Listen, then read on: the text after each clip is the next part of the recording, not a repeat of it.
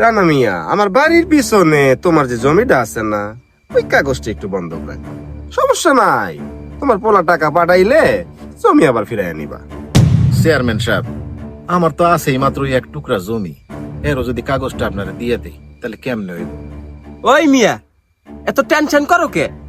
পোলারে বিদেশ পাঠাইলে টাকা দিয়া কাগজ নিয়ে যাইবা।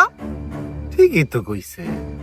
ঠিক আছে চেয়ারম্যান সাহেব, আপনি যখন কইতাছেন দিমুনে।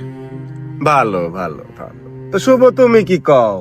হ্যাঁ ঠিক আছে, চেয়ারম্যান সাহেব যেটা কইছে ভালোই কইছে। চললেন বিকালে বাইতে, আচ্ছা কাগজ নিয়ে আইন। ঠিক আছে, আচ্ছা, যাবো। চলে আয় তাহলে। আসসালামু আলাইকুম।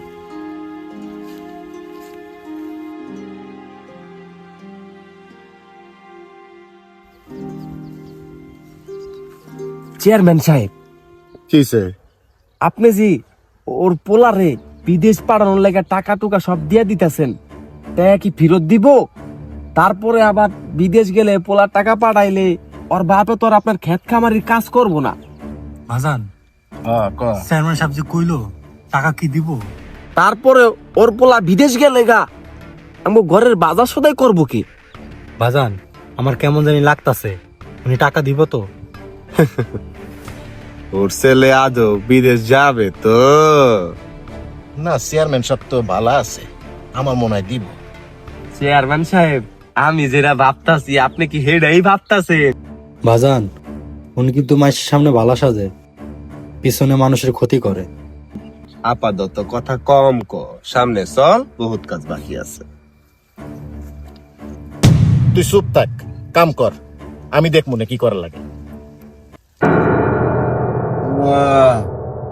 ভালোভাবে ঠিক, ভালোভাবে ঠিক। ছাড় ছাড় ছাড়।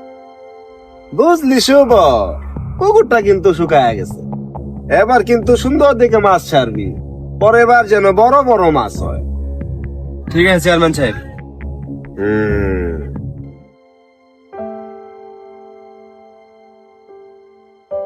আসসালামু আলাইকুম চেয়ারম্যান সাহেব। ওয়ালাইকুম সালাম। তো রানা মিয়া, কি খবর? চেয়ারম্যান সাহেব, এই যে কাগজটা নিয়ে আসছি, দেখেন। দেখি দেখি কাগজটা দেখি।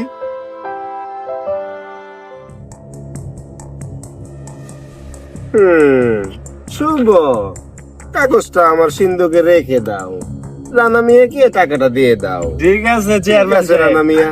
আহো। চেয়ারম্যান সাহেব এতবার কইলাম, এত কইরা বুঝাইলাম, কি করলো কামটা? চেয়ারম্যান সাহেব, কি হয়েছে তোর? তুই চিল্লাতেছিস কে?